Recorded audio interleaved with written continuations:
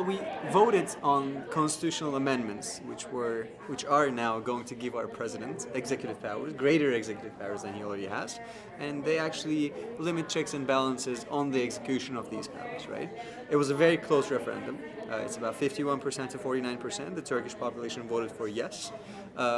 It was, parts of the election, the entire election cycle was actually put into question by a lot of people, especially the opposition, because the run-up to the election day, the yes campaign was like the almighty using state resources and limiting civic liberties, and there were all sorts of questions around the freedom, about fairness of the elections because the media was restricted and so on and so forth. And on the election day itself, the Supreme Electoral Council made a very interesting decision of validating the unstamped ballots and so on and so forth. So overall, it was unfortunately it was a very complicated process that put the legitimacy of the outcome into question.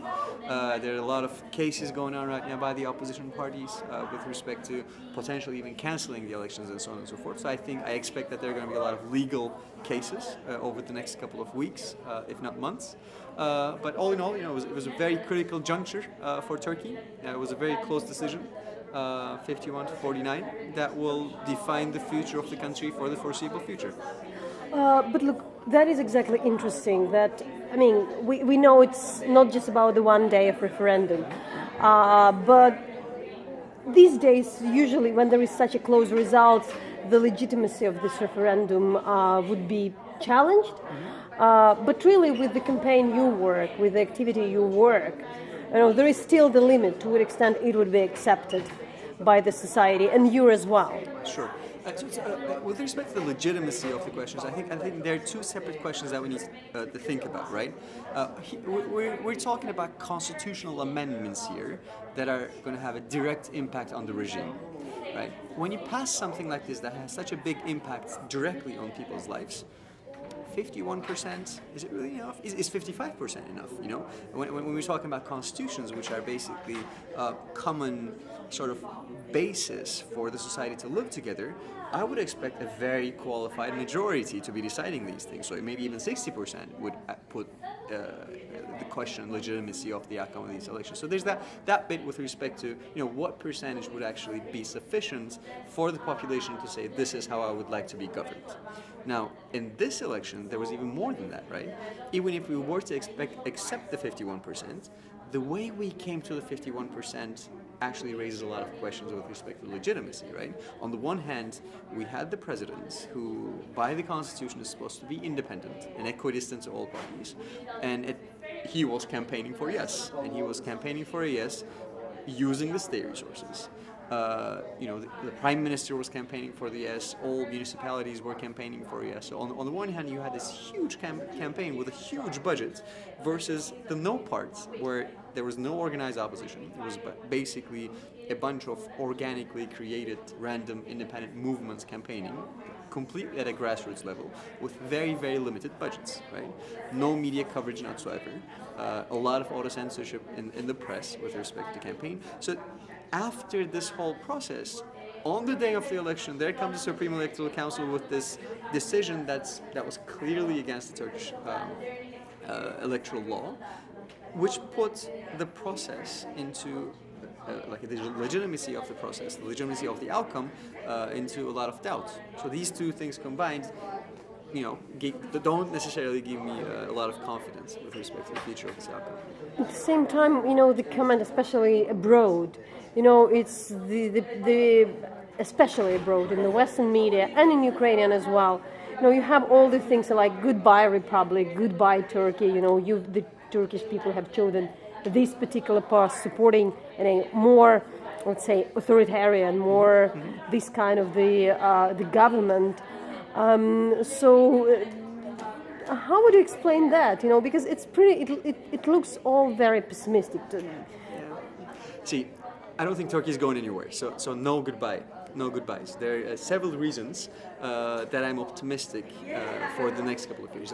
They're going to be tricky years, it's not going to be easy, but there are a couple of facts that make me optimistic. One of the facts being despite everything, right? So despite the campaign being so disproportionate, despite threats, and despite the fact that the Yes campaign used nationalistic rhetoric and religious rhetoric to sort of push people towards the Yes side, half of my country, half of the population said, no, I'm not going to play ball with you. And that's very encouraging. Right? Half of the people, despite everything else, said that I'm not fine with this. I'm going to stick to my democratic values, and I'm going to make sure that this country at least remains, with respect to the regime, that we at least maintain a certain degree of checks and balances, and we're not fine with the system. So I trust that from this 50%, from this half of the country, new opinions, new visions, and new political movements will form.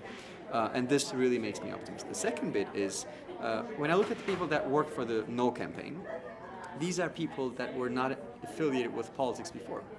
Business people, arts people, all of these people that were very, very distant from politics up until this day. Finally, they are realizing that, if they don't take part in political processes, they won't have any power to influence the outcome, right?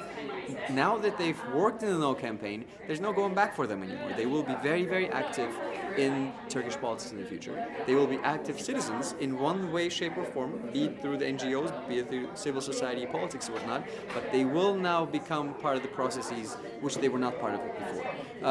And that gives me a lot of courage for the future as well. That gives me a lot of courage that, despite the short-term risks of this outcome, I think going forward this will add to the strength of the Turkish democracy. And these results leave us with the ideas which often picked up by the media about the very divided country. And the communities which do not speak together to each other in some way. So really, what can be done with that? We see that there are very high emotions on that, and the people who are supporting Erdogan, they're really supporting. Look, we have to acknowledge one fact, which is that the President Erdogan has done a lot of good things for a huge number of people. And people appreciate this. Turkish society, from its traditions, from its culture, is a very appreciative society. We don't forget, and he's done a lot of good things for a lot of people. That doesn't mean that he's done a good job with respect to doing away with these divisions in the society, right? He hasn't done a good job in keeping us together as a society and really trying to work out the problems. Unfortunately, in the last couple of years, and I think the rhetoric of the opposition helped to that as well, the entire political arguments, the political discussions were always about us and them, we and you, and that hasn't helped anyone, right? It did help to sort of strengthen the camps, but it hasn't certainly helped the country. Now, how do we go forward from this? We for the past 3 years we've worked in this election monitoring organization. It's called Vote and Beyond, and we did something differently from the political parties. We told people, listen, let's come together and solve this one thing around the transparency of Turkish elections. But what we want you to do is completely forget about your political preferences and about your identities, right? We don't care who you are. We just want you to come and solve this thing with us. Now, what we've observed is two things. On the one hand, we did solve the transparency issue of the elections. On the other hand, we brought these people together that traditionally wouldn't have come together, right? They, as they were working on this project together, they started communicating, and they recognized that the differences between them are not as big as the political parties suggested, right? When all you hear, all you know about the other side is through the words of the politicians, you think that there are all these evil people that are completely different from you. Whereas if you start working with people, if you start working towards the same aim, and if you for a moment forget about these identities and the differences, you realize that you're one of the same people. And that's the only way that we can sort of bridge these social divisions. That's the only way that you can bring people together if you put them together in social environments, if you strengthen the communications, and these will, of course, be through the civil society. Right? The civil society needs to keep the door open for people to come together and for people to work on solutions together, irrespective of their identities. Once these organic relationships are there, if I know you as a person, I don't care what the president, I don't care what the head of the opposition party says about you. I know you as a person, so they're not going to be able to divide us once we establish those organic relationships. And finally, so what are the biggest challenges today for Turkey from the point of view of the society, politics? Where are the things you think the society should focus with the results?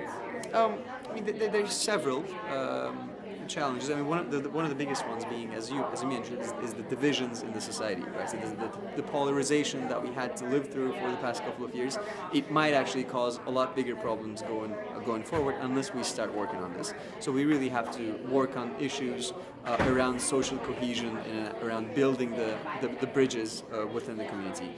Turkey has had some economic challenges as well that are directly linked to the political instability, especially as far as tourism is concerned. 2016 was a very bad year, and we happen to be bordering Syria. There are about 3 million Syrian refugees in Turkey. Integration issues and the relationship with the EU with respect to the refugee crisis, these are going to be complicated issues as well. So, geographically, we're not located in the best zone. Politically, currently, we're facing a lot of instability. But Turkey's had about 100 years of history with its democracy. We've had our ups and downs, and I'm confident that we'll go through this as well.